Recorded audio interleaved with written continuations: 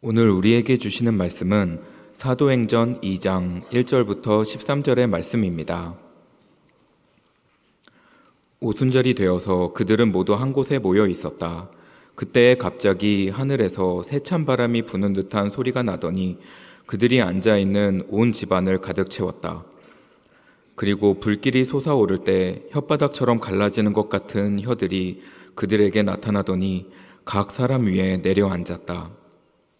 그들은 모두 성령으로 충만하게 되어서 성령이 시키는 대로 각각 방언으로 말하기 시작하였다. 예루살렘에는 경건한 유대 사람이 세계 각국에서 와서 살고 있었다. 그런데 이런 말소리가 나니 많은 사람이 모여와서 각각 자기네 지방말로 제자들이 말하는 것을 듣고서 어리둥절하였다.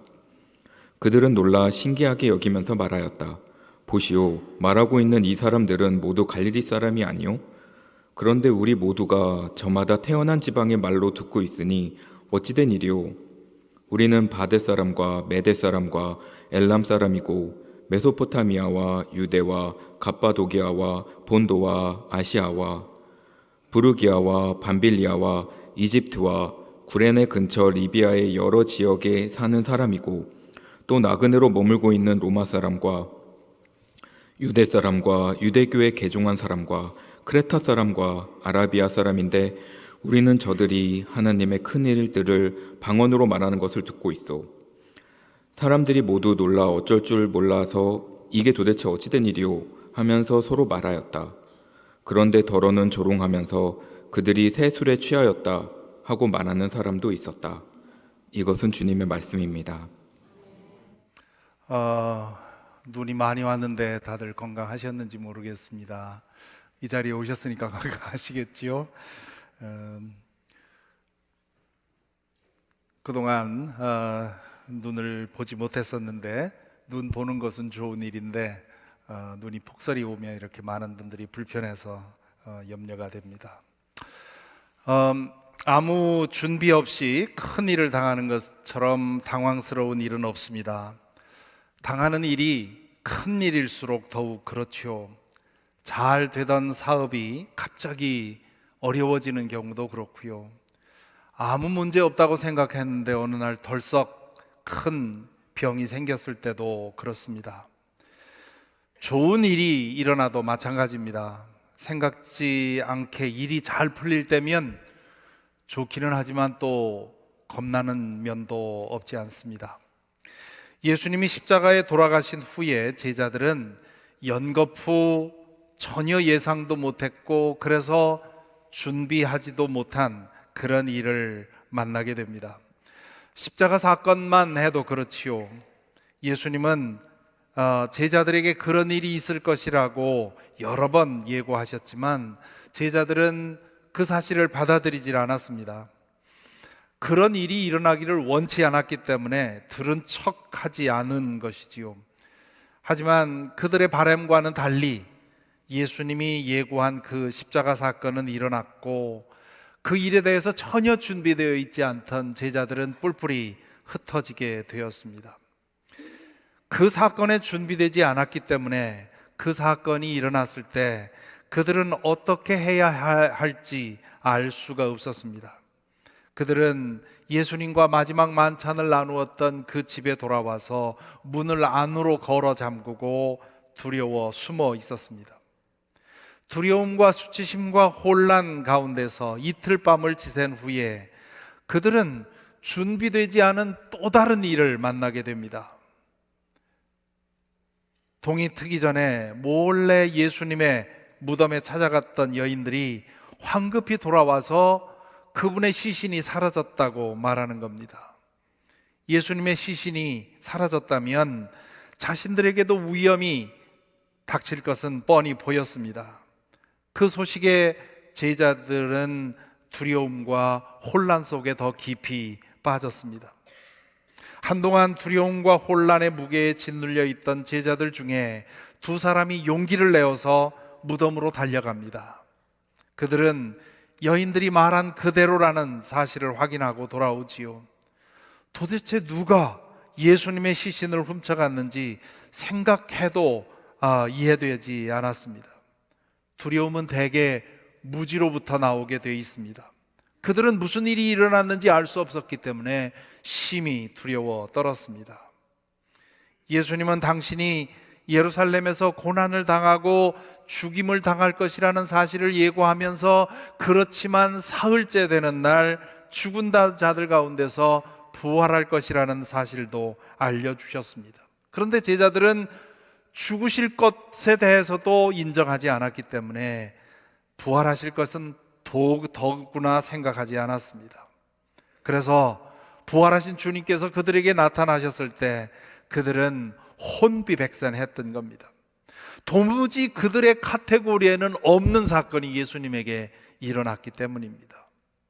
예수님은 40일 동안 여러 번 제자들에게 자신을 보여주시면서 부활에 대해서 그리고 하나님 나라에 대해서 가르쳐 주셨습니다. 주님을 만나는 횟수가 거듭될수록 제자들은 예수님이 왜 십자가에 달려 죽으셔야 했는지, 그리고 죽으셨던 예수님에게 일어난 일이 무엇인지, 그리고 그 부활의 사건은 무엇을 의미하는지를 차츰 이해하게 되었습니다. 사흘 사이에 2번이나 메가톤급 사건을 만나면서 겪었던 영적 혼란과 지적 혼란이 40일 동안 서서히 해결되었습니다. 그 즈음에 그들은 또 다른 메가톤급 사건을 경험합니다. 부활하신 예수님께서 하나님의 자리로 돌아가신 것입니다. 부활하신 것이 어떤 것인지를 어느 정도 이해하고 나자 제자들은 예수님이 보이지 않아도 염려가 되지 않았습니다. 지금 눈에 보이지 않아도 그 부활하신 예수님이 언제든 나타나실 것이라는 사실을 알았기 때문입니다. 그런데 40일 만에 그분은 홀연히 떠나가십니다. 그때 그들은 이 세상에 커다란 구멍이 뚫린 것 같은 느낌을 가졌을 것입니다. 갑자기 세상이 텅 비어버린 것 같았을 겁니다. 그래서 그들은 다시금 예루살렘의 그 은신처로 모여들었습니다. 그들이 그 집에 모여든 이유는 예수님이 주신 약속 때문이었습니다. 그분은 승천하기 전에 제자들에게 이렇게 말씀하셨죠. 너희는 예루살렘을 떠나지 말고 내게서 들은 아버지의 약속을 기다려라. 요한은 물로 세례를 주었으나 너희는 여러 날이 되지 않아서 성령으로 세례를 받을 것이다. 성령으로 세례를 받는다? 세례 요한도 그런 말을 했습니다마는 이것도 여전히 전에는 들어보지 못했던 카테고리였습니다. 그것이 무엇인지 모르지만 성령으로 세례받는다는 것이 무엇인지를 알 수는 없지만 그러나 그렇게 하라고 하셨으니 그들은 예루살렘의 그 집에 모여서 기다리고 있었습니다. 사도들은 이미 2번이나 예수님의 약속을 믿지 못해서 낭패를 경험했지요. 예루살렘에서 고난을 받고 십자가에 달려 죽을 것이라는 예고도, 사흘 만에 죽은 자들 가운데서 부활하실 것이라는 약속도 그들은 믿지 못했습니다. 하지만 그들이 받아들이지도 않았고 믿지도 않았지만 2가지 사건은 일어났습니다. 하나님이 하고자 하시면 무슨 일이든 일어난다는 것을 그들은 배우게 되었죠. 사도들과 신도들은 이제 이해할 수도 없고 믿을 수도 없지만 예수님이 약속하신 것은 일어나리라고 생각을 하고 그런 한데 모여서 약속이 이루어지기를 기다렸습니다. 그런데 하루가 지나고 이틀이 지나지만 그 약속은 이루어지지 않았고 도대체 이게 무엇인지 이해도 할 수가 없었습니다. 승천하시기 전에 주님은 성령이 너희에게 내리시면 너희는 능력을 받고 예루살렘과 온 유대와 사마리아에서 그리고 마침내 땅 끝에까지 이르러 내 증인이 될 것이라고 하셨는데 그들은 그 말씀에 대해서도 반신반의했을 것입니다. 물론 그들은 성령을 믿었습니다. 성령이 있다는 것도 믿었고 성령이 활동하신다는 것도 믿었습니다. 그들은 창세기의 첫 구절을 수없이 들어 알고 있었습니다. 태초에 하나님이 천지를 창조하셨다. 땅이 혼돈하고 공허하며 어둠이 깊음 위에 있고 하나님의 영은 물 위에 움직이고 계셨다. 여기서 사용된 영이라는 말은 히브리어로 루아흐라고 하는 말인데, 이 말은 바람, 공기, 숨, 그런 뜻입니다.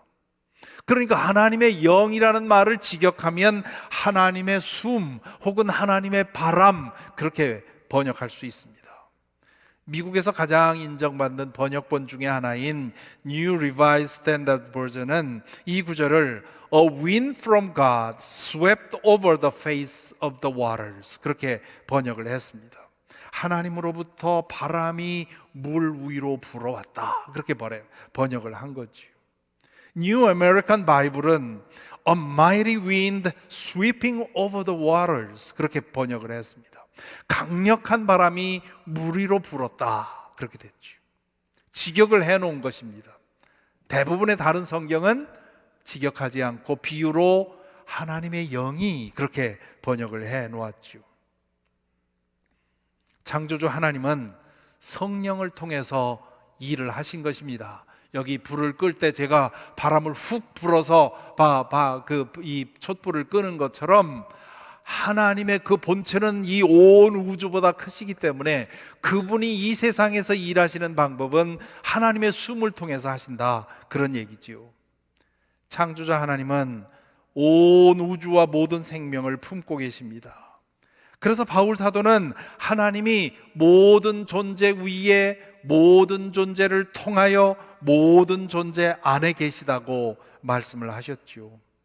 모든 존재 위에 계신, 온 우주를 품고 계신 그 하나님은 성령을 통해서 모든 존재를 통하여, 그리고 모든 존재 안에서 일하십니다. 바람처럼 모든 존재 안에 계시고 공기처럼 모든 존재 안에 계십니다. 그래서 하나님의 바람 혹은 하나님의 숨이라고 표현을 한 것이지요. 온 우주를 초월하여 존재하시는 하나님은 성령을 통해 우리에게 오시고 우리를 통해 일하신다는 겁니다. 사도들은 그 성령을 믿었습니다. 알았습니다. 그리고 사도들은 하나님이 성령을 보내주셔서 어떤 사람들을 특별한 능력으로 채우시고 그들을 통해 당신의 뜻을 이루신다는 사실도 알고 있었습니다. 이스라엘 역사의 기라성 같은 인물들은 모두 성령의 사람들이었습니다. 모세가 대표적인 인물이지요.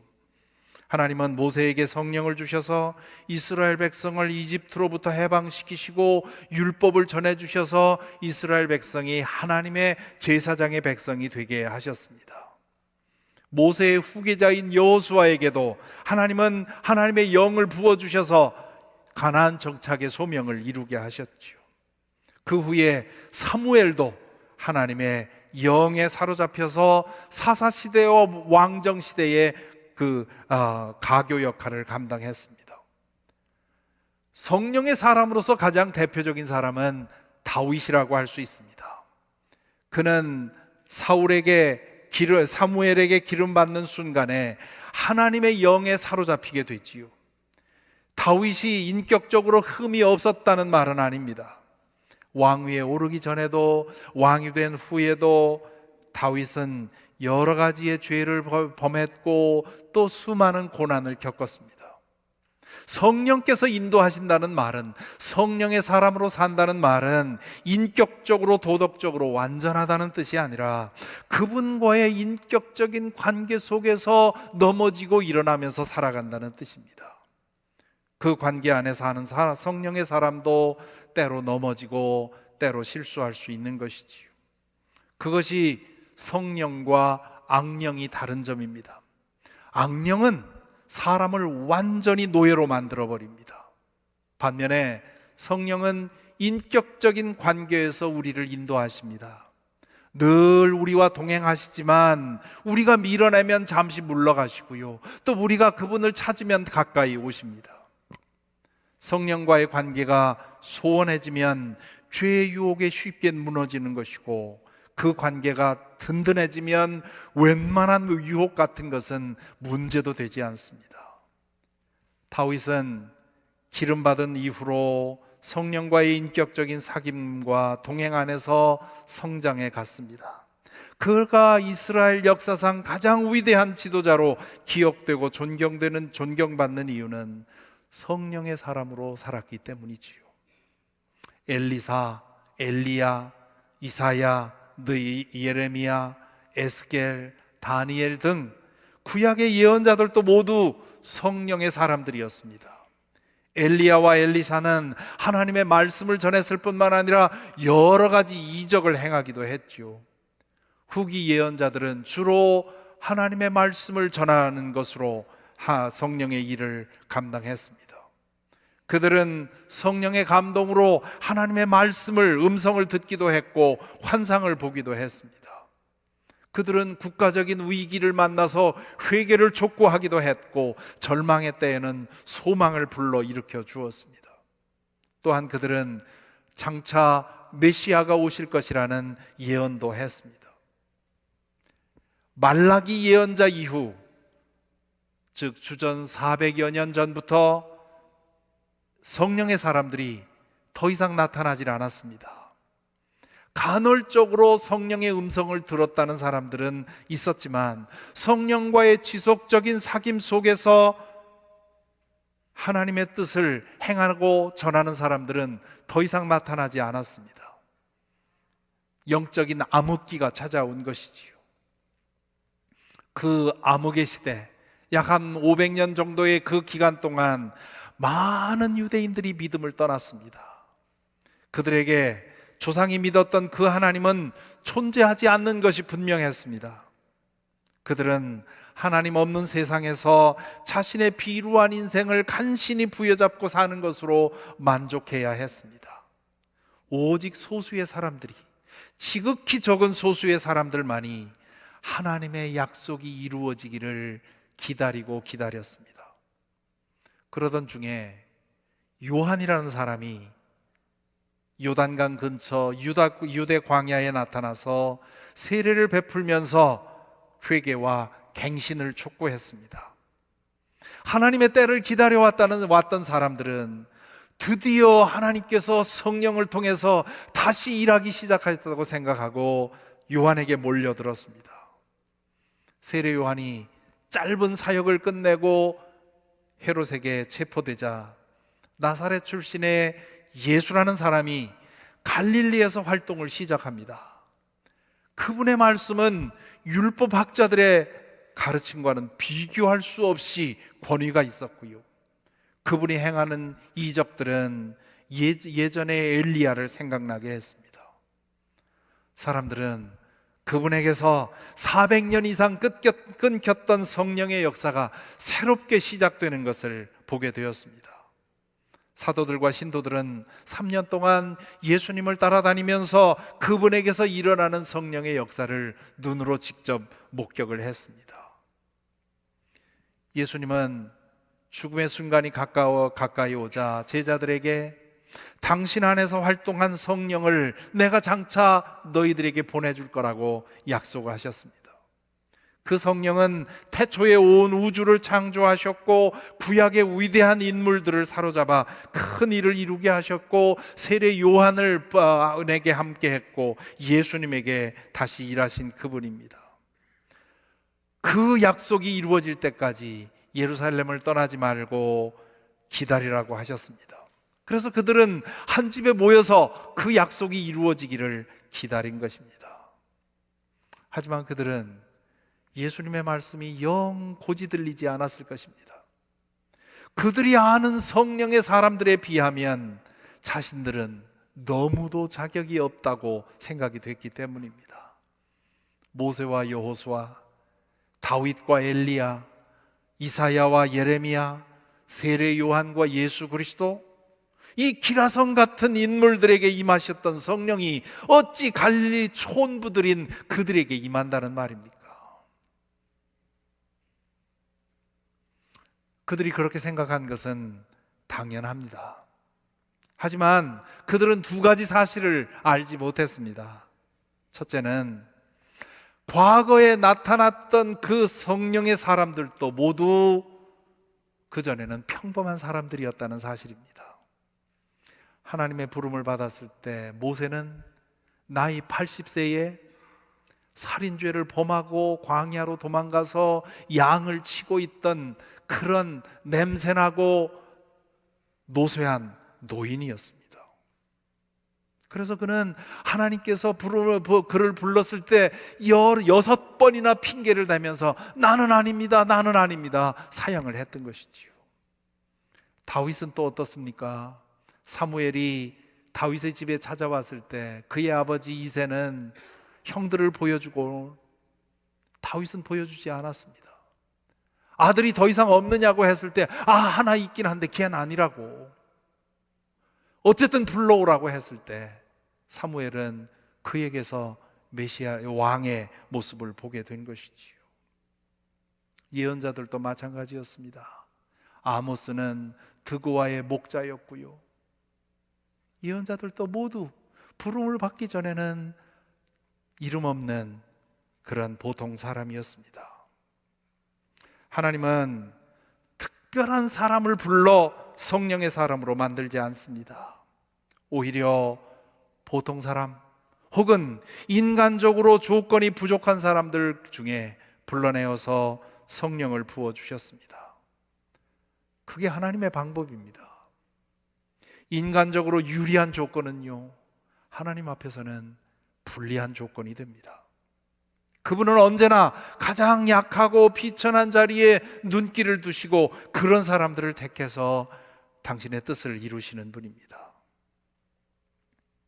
둘째로, 사도들은 지금 예수님이 부활 승천하신 이후에 하나님의 구원 역사에 있어서 아주 중요한 전환점이 일어나고 있다는 사실을 그들은 알지 못했습니다. 태풍의 눈 안에 있으면 바람이 부는지 모른다고 하지요.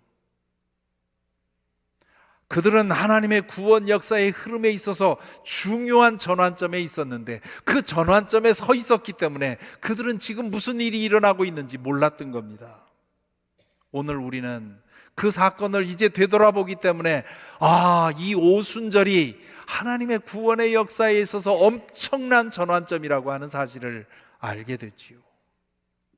그 전환점은 성령의 활동에 있어서의 변화입니다.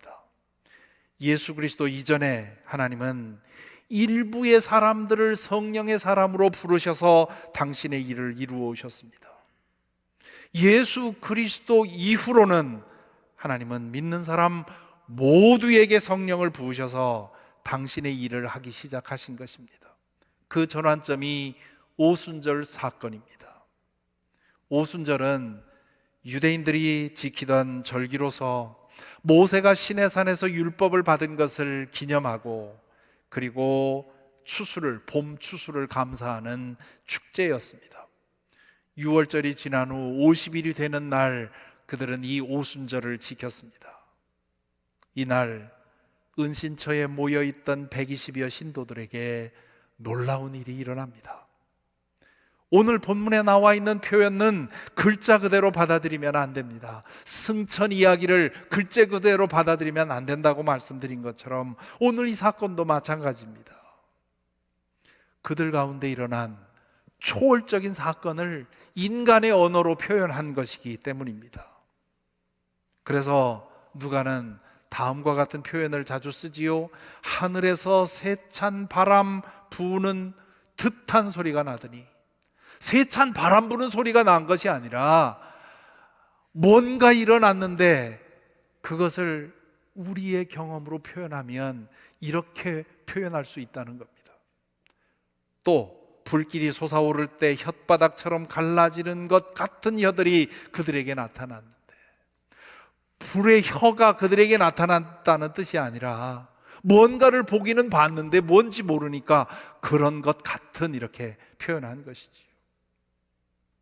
무슨 소리가 들렸고 어떤 광경이 일어났는데 그게 정확히 어떤 것인지가 알 수가 없었습니다. 하지만 분명한 것은 그 집에 모여있던 신도들 모두에게 성령이 임했다는 사실입니다. 그들은 일제히 방언을 말하기 시작을 했습니다. 배운 적이 없는 외국어를 말하기 시작했다는 뜻입니다. 그래서 그곳에 여러 나라에서 여러 말을 하는 사람들이 모여 있었는데 다 자기네 말로 하는 이야기를 들을 수 있었다는 거지요.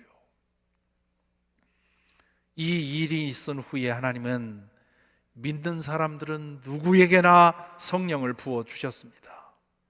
하나님은 자신에게 임한 성령을 존중하고 그분의 인도를 따라 사는 사람들을 통해서 당신의 뜻을 이루어 오셨습니다. 승천하신 예수님은 성령을 통해 믿는 이들에게 다시 오신 것입니다. 육신을 입고 계실 때에 그분은 시간과 공간에 매일 수밖에 없었지요. 갈릴리에 계시면 예루살렘에 있을 수 없고 예루살렘에 계시면 갈릴리에 있을 수가 없었습니다. 그러나 이제는 성령을 통해 언제 어디서나 모두에게 함께 하실 수 있게 되었습니다. 그것이 새하늘과 새 땅이 임할 때까지 우리 믿는 이들이 살아가는 방법입니다. 성령의 역사에서 이런 전환이 일어날 것이라는 사실을 이미 예언자들은 이것을 예언한 적이 있습니다. 이제 베드로 사도는 오순절 사건 후에 거기에 모인 사람들에게 설교를 하면서 요엘의 예언을 인용하지요.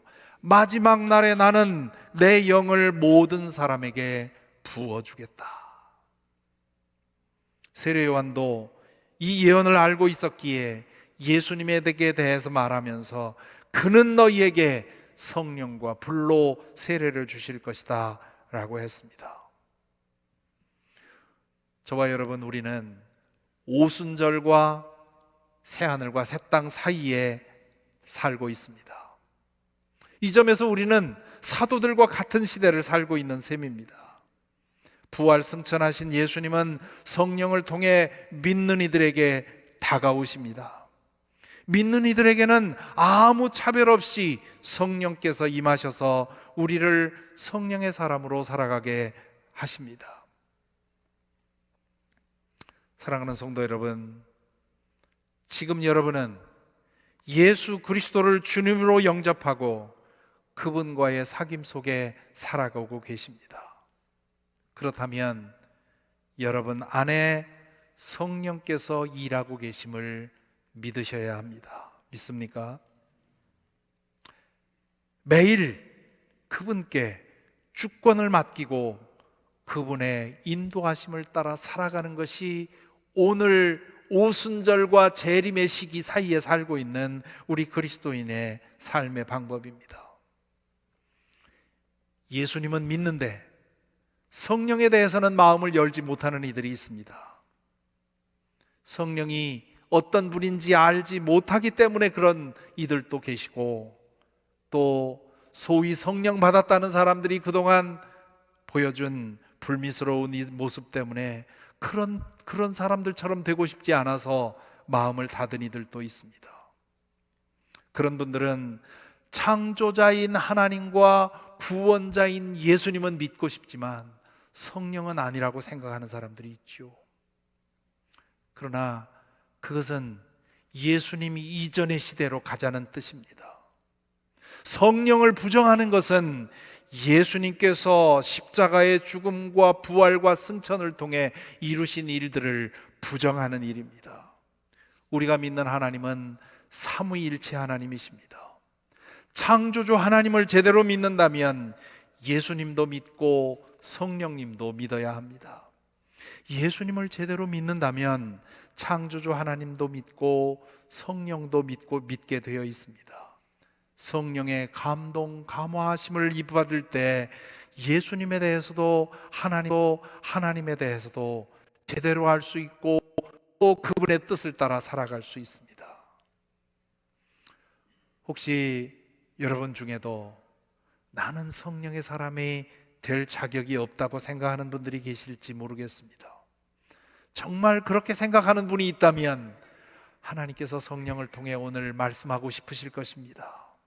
내가 원하는 사람은 바로 너 같은 사람이다. 성령을 선물로 주시는 이유는 무슨 대단한 일, 위대한 일을 하기 위함이 아닙니다. 성령의 사람이라고 해서 모두 위대한 일을 이루는 것이 아닙니다. 앞으로 보겠지만 사도행전은 사도들의 행전이라는 이름이지만 실은 보통 사람들의 행전이기도 합니다. 성령이 모두에게 선물로 주어지는 시대를 살면서 성령과 상관없이 사는 것이 얼마나 어리석은 일인지요. 그것은 마치 숲이 우거진 공기 맑은 공원에서 산소 호흡기를 차고 있는 것과 마찬가지입니다.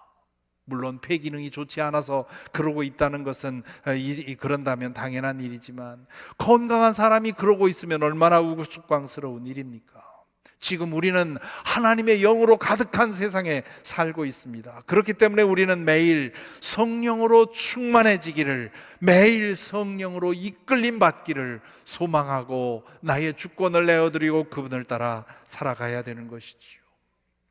그러면 하나님이 당신의 일을 우리에게 행하실 것이고 우리를 통해 행하실 것입니다. 이름 없이 살다가도 좋습니다. 성령의 사람이 되어서 그분과 교제하고 그분의 인도를 따라 그분의 뜻을 행하며 살면 충분합니다. 성령의 사람으로 살 때 우리를 어떻게 사용하실지는 성령만이 아십니다. 성령께서는 우리 각자에게 가장 알맞는 일을 우리에게 하실 것입니다. 우리로서는 다만 성령의 사람으로 계속해서 살아갈 수 있도록 끊임없이 나의 주권을 주님께 내어드리는 일만 하면 되는 겁니다. 부디 성령을 부인하지 마시기 바랍니다. 우리 가운데 계시고 우리 안에서 일하시는 성령을 인정하십시다. 성령을 소멸하지 말라 했습니다. 더욱 성령 충만하게 사십시다. 그분은 인격적인 분이므로 우리가 그분을 찾고 그분에게 가까이 하시며 하면 그분은 우리에게 가까이 오십니다. 사모하면 할수록 충만해지십니다. 성령 심하게 하지 말라 바울 또한 하셨습니다. 우리 안에 계시고 우리 중에 계시는 성령님을 무시하고 나 혼자의 모습으로 살아가는 것, 그것이 성령을 근심하게 하는 일입니다. 그분이 이끄시는 대로 가지 않고 반대 방향으로 가는 것이 그분을 근심하게 하는 것이지요. 성령을 기뻐하게 하십시다. 우리가 성령의 사람으로 살고 우리의 삶을 통해 하나님의 뜻이 이루어질 때 그분은 우리로 인해 기뻐하실 것입니다. 또한 예수님은 성령을 회방하지 말라고 했습니다. 성령이 행하시는 일을 따라 행하십시다. 성령보다 앞서가지 말고 성령께 나를 맡기고 성령께서 인도하시는 길을 따라가십시다. 그것이 가장 잘 사는 길입니다. 그것이 가장 자유로운 길이고 그것이 가장 행복한 길입니다. 이렇게 우리 한 사람 한 사람이 성령의 사람이 되면 우리 교회는 성령의 공동체가 될 것입니다. 그럴 때 주님의 뜻이 우리 각자의 삶에서 그리고 우리 공동체를 통해서 환히 드러나실 줄로 믿습니다. 오늘 이 말씀을 생각하면서 찬양을 하나 부르려고 합니다. 오늘 이곳에 계신 성령님, 우리에게 말씀하시고 우리를 가르치소서. 닫힌 우리 마음 열어주시고 주의 빛으로 밝혀 우리를 인도하소서. 우리 안에 지금 우리 중에 계시고 우리 가운데 계시는 성령님, 우리가 예수 그리스도를 주님으로 영접했다면 이미 주님께서 우리와 함께 계시고요, 두세 사람이 내 이름으로 모인 곳 내가 그곳에 함께 하겠다고 예수님 말씀하셨습니다. 지금 성령께서 우리 가운데 계시고 우리 안에 계십니다. 그 성령을 인정하면서 그 성령께서 우리에게 말씀하시고 인도하시기를 바라는 마음으로 이 찬양 함께 부르겠습니다.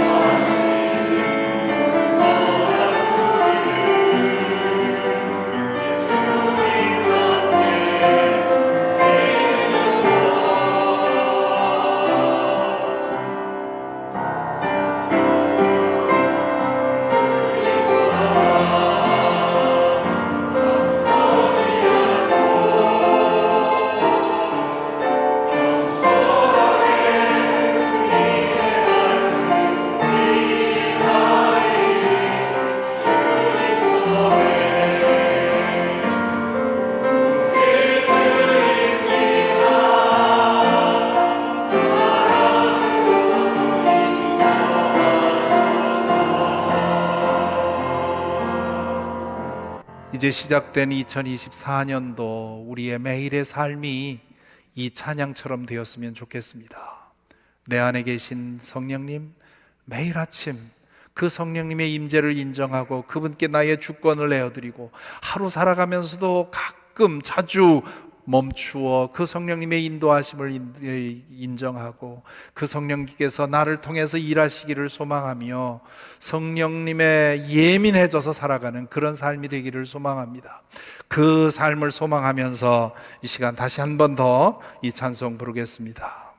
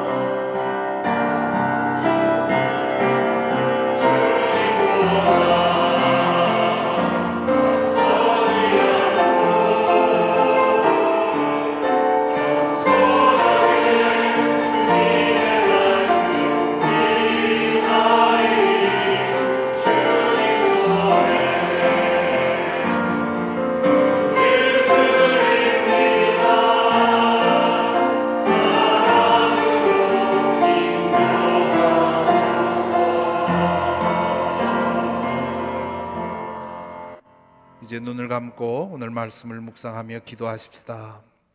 여러분은 믿을 때에 성령을 받았습니까? 예수 그리스도를 주님으로 영접할 때 이미 성령의 선물을 받으셨음을 아십니까? 우리 안에 계시고 우리 가운데 계신 성령께서 우리를 온전히 사로잡으시기를 원하신다는 사실을 아십니까? 여러분이 그분의 존재를 인정하고 그분께 여러분의 주권을 온전히 맡기고 그분을 따라 살아가기를 원하신다는 사실을 아십니까? 성령이 오셨습니다. 성령이 우리 안에 계십니다. 성령이 우리 가운데 계십니다. 우리에게 일어나야 할 가장 복된 일은 성령의 사람이 되는 것입니다. 우리 교회에게 일어날 가장 복된 일은 성령의 공동체가 되는 것입니다. 그리하여 하나님의 거룩한 뜻이 우리 각자의 삶에서 우리 교회를 통하여 이루어지는 것입니다. 이제 우리 안에 계시고 우리 가운데 계신 성령께 기도하십시다. 먼저 회개의 기도를 드리십시다. 그분의 임재를 충분히 인정하지 못하고 산 것, 그분을 더 사모하지 못한 것, 그분께 더 온전히 맡기지 못하고 내가 주인이 되어 산 것, 성령의 사람이 아니라 자아의 사람으로, 욕망의 사람으로, 불만의 사람으로 산 것을 회개하십시다. 그리고 우리를 온전히 다스리시고 온전히 채워주시기를 기도하십시다. 올 한 해 성령의 사람으로 사는 일에 있어서 성장하도록, 우리 교회 모든 지체가 성령의 사람들로 변화하여 우리 교회가 성령의 공동체가 되도록 우리 이 시간 함께 기도하겠습니다.